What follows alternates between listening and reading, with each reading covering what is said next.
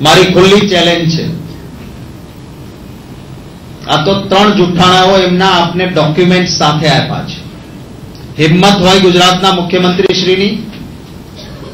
તો કોઈ પણ એક સંયુક્ત પ્લેટફોર્મ પર, ચાહે તો પ્રજાનો મંચ, ચાહે તો joint press conference,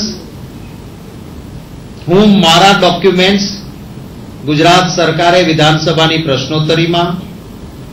socio economic survey, વિધાનસભાના મેજ પર મુકાયેલા ઓથેન્ટિક પુસ્તકો, આરટીઆઈમાં મેળવેલી માહિતી કેન્દ્ર સરકાર પાસેથી મેળવેલી નહીં રજૂ કરું, ગુજરાત સરકારે આપેલી માહિતી રજૂ કરીશ. અને ભાજપની આગેવાની વાળી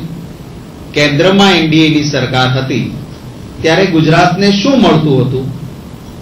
ગુજરાતમાંથી કેટલા પૈસા કર સ્વરૂપે ત્યાં જતા હતા અને એના કેટલા ટકા ગુજરાતમાં આવતા હતા, વિવિધ યોજનાઓમાં ગુજરાતને શું મળતું હતું, અને એ પછી યુપીએની આગેવાની, કોંગ્રેસ સરકારની આગેવાની વાળી યુપીએ દિલ્હીમાં આવી. એ કેન્દ્ર સરકાર આવ્યા પછી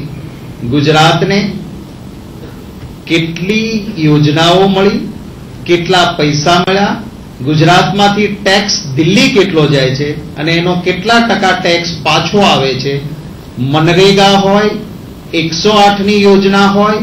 બીઆરટીએસ હોય, આ બધામાં કેન્દ્રએ કેટલા રૂપિયા હવે આપ્યા, સર્વ શિક્ષા અભિયાનમાં કેટલા આપ્યા,